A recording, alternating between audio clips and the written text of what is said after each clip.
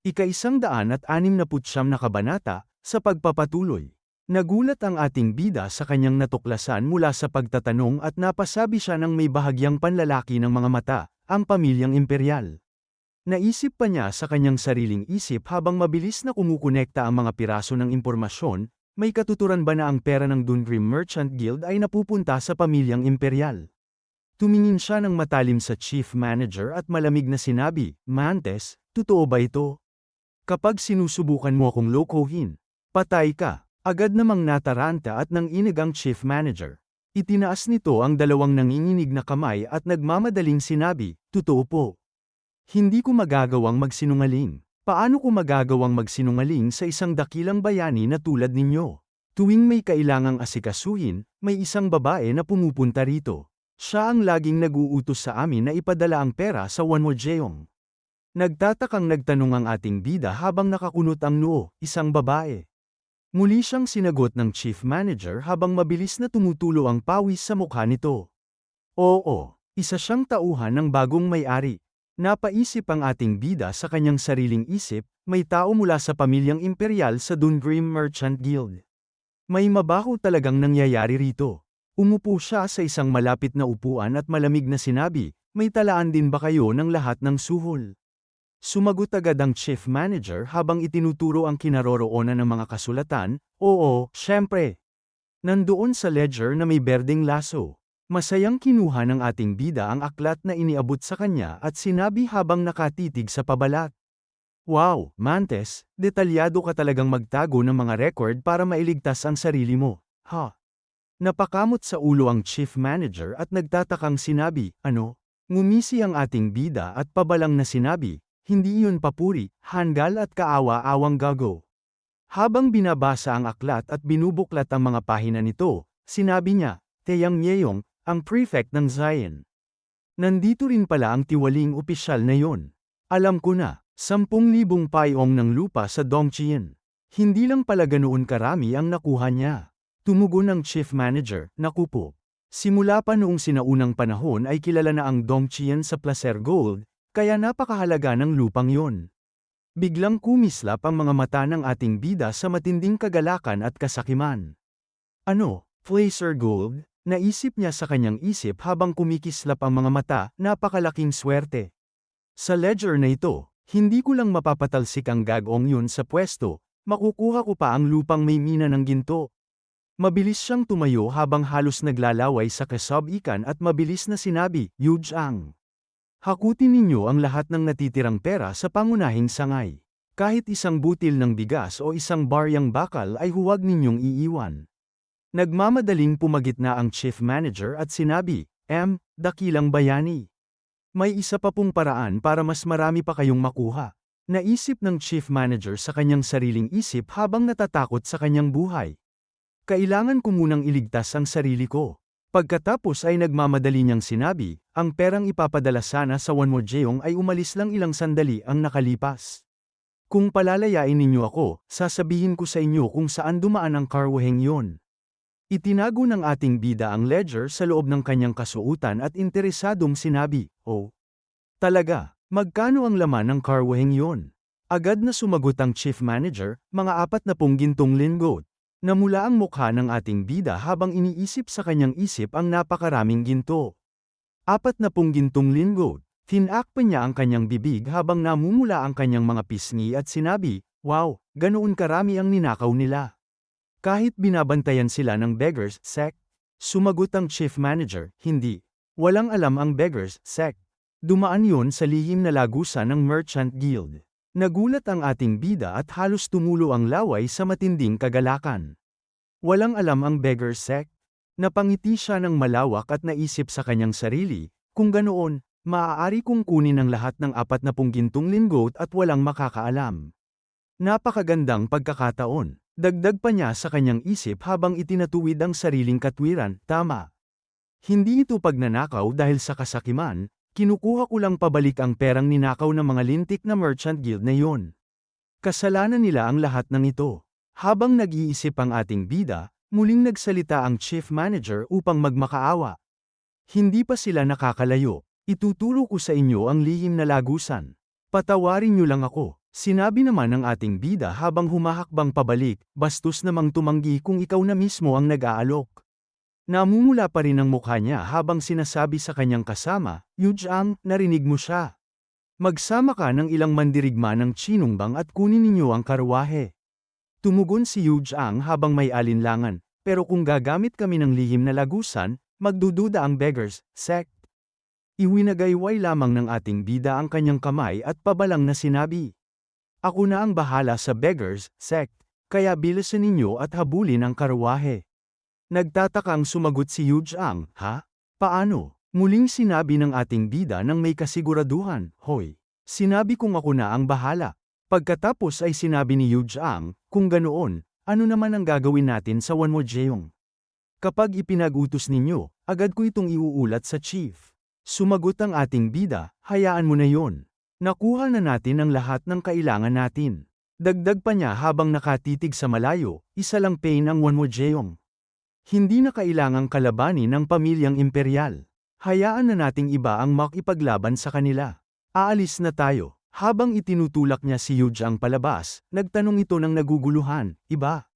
Masayang ngumiti ang ating bida at sinabi, may ibang tao para riyan.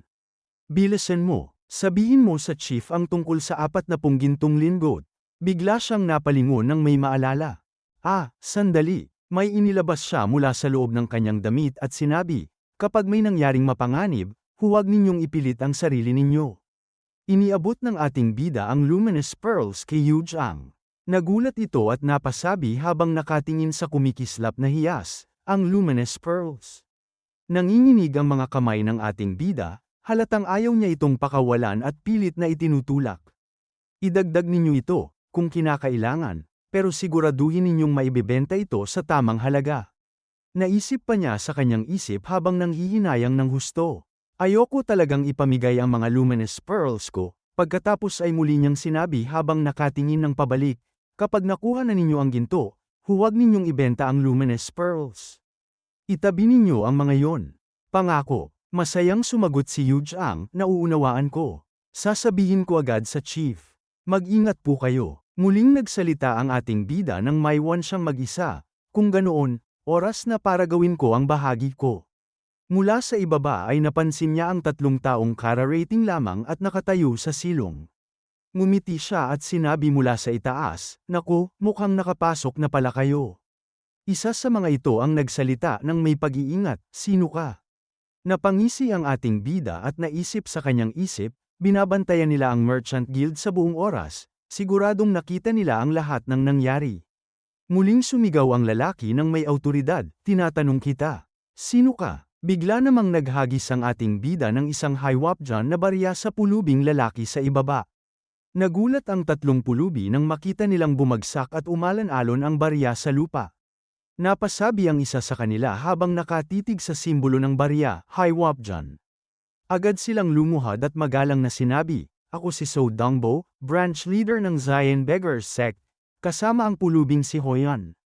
Binabati namin ang Wudang Sword. Ang guro ng Haiwapjan. Habang bumababa sa hagdan ng ating bida ng may kaseryosohan, sinabi niya, bakit binabantayan ng beggars, sect ang Dungrim Merchant Guild?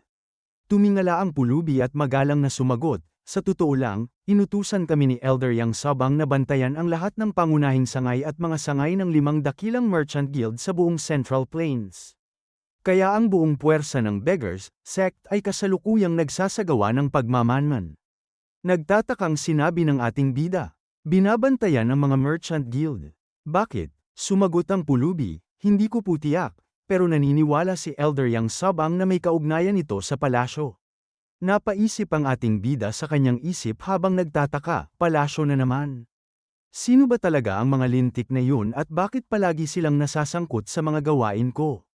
Nangyari na ito sa Qingcheng, ganoon din sa Kunlun, umupo ang mga pulubi sa sahig nang nakaekis ang mga paa at sinabi, kaya ipinadala namin ang Gap News Squad sa Dungrim Merchant Guild. Dahil yun ang may pinakakahina-hinalang kilos. Ngunit nakialam ang mga opisyal kaya naging magulo ang sitwasyon. Nagtanong ang ating bida, ang Gap News Squad. Tumugon ang pulubi, oo. Nagdulot sila ng kaguluhan sa Merchant Guild kaya dinala sila sa tanggapan ng pamahalaan. Kasama sa grupong yun sina Chong Sang at Chung Woo ng Wudang. Nagulat ang ating bida at bahagyang namula ang kanyang mga pisngi sa gulat at galit. Talagang sumali ang mga batang yun sa Gap Muse Squad. Pagkatapos ay bigla siyang nainis. Itinuro niya ang pulubi at galit na sinabi, "Sandali. Ang ibig mong sabihin, nadakip ang mga bata ko at nakatayo lang kayo roon at nanood." Napatingin sa gilid ang pulubi at nauutal na sinabi, "Inutusan lang po kaming magmasid."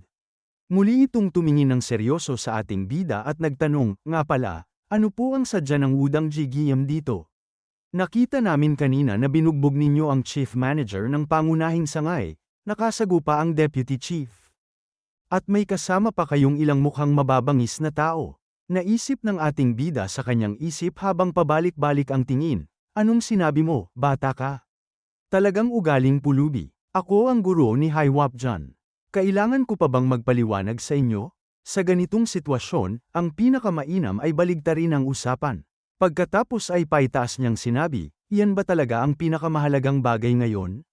Nadakip na ang Gap Muse Squad, pero hindi alam ng branch leader kung ano ang tunay na dapat unahin. Nagulat ang lalaking pulubi sa kanyang narinig. Napasabi ang ating bida habang napapahawak sa kanyang noo ng may halong pagkadismaya, "Kahit pa inutusan kayong magmasid lang, mga batang halos hindi pa nga lumalagpas sa pagiging second-generation disciples ang mga yon. Wala pa silang 20 taong gulang, paano ninyo nagawang panuorin lang silang maaresto?" Mabilis na tumayo ang pulubi at nauutal na sinabi, ngunit bigla na lamang inihagis ng ating bida sa kanya ang aklat na talaan at sinabi, "Ayoko nang makarinig ng paliwanag." Nagulat ang pulubi habang nasasalo ang aklat at napasabi, "Ito ay..."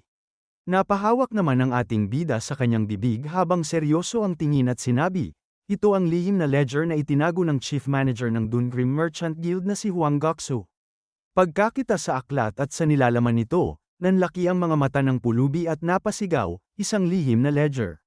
Habang dahan-daang tumatalikod at papalayo ang ating bida, sinabi pa niya, "Nakatala rito ang bawat detalye ng daloy ng pera ng Dungrim Merchant Guild. Dalhin mo ito kay Elder Yang Sabang." Agad na tumugon ang pulubi habang nanlalamig ang katawan, "Kung ganoon, kaya pala pumunta rito ang Wudang Sword sa Dungrim Merchant Guild, alam na pala ninyo ang lahat ng ito." Seryosong tumingin ang ating bida at naisip sa kanyang sariling isip, "Alam. Para bang may alam talaga ako, bata." Pero gaya nga ng sabi ng iba, ang katahimikan ay ginto. Nanginginig ang buong katawan ng pulubi habang napagtanto ang pambihirang karunungan ng bida at sinabi, Paano nangyari ito?" Bigla itong lumuhad ng marahas sa sahig. Halos maiyak na sinabi nito sa ating bida habang nakatungo, "Patawarin ninyo ako." Ang hanggal na taong ito ay nabigong maunawaan ang malalim na layunin ng Wudang Sword at nagduda pa sa inyo kahit sandali. Tahimik namang sinabi ng ating bida habang nakatayo pa rin, "Noong nasa Gangdong ako, iniligtas ko pa ang mga miyembro ng Beggars, sect na hinahabol ng Chinungbang. Pero ngayon, tinalikuran ng Beggars, sect ang mga batang miyembro ng Gap Muse Squad." Tunay ngang nakahihiya. Tumingala ang ating bida habang tinatakpan ng kanyang kamay ang mukha at malamig na sinabi, "Nandoon pa naman sina Chung Sang at Chung Woo ng aming Wudang. Haha, ganoon na ba talaga kabagsak ang katwiran ng Orthodox faction?" Napayuko ng lalo ang pulubi at agad na sinabi, "Patawad. Taos puso akong humihingi ng tawad." Dagdag pa nito habang pilit na iniiwas ang tingin. "Sobrang nahihiya ako na hindi ko man lang maitaas ang aking ulo."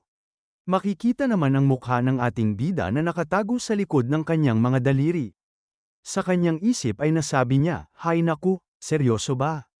Muli pang nagsalita ang matandang pulubi habang nakadapa sa lupa, "Taos puso akong humihingi ng tawad."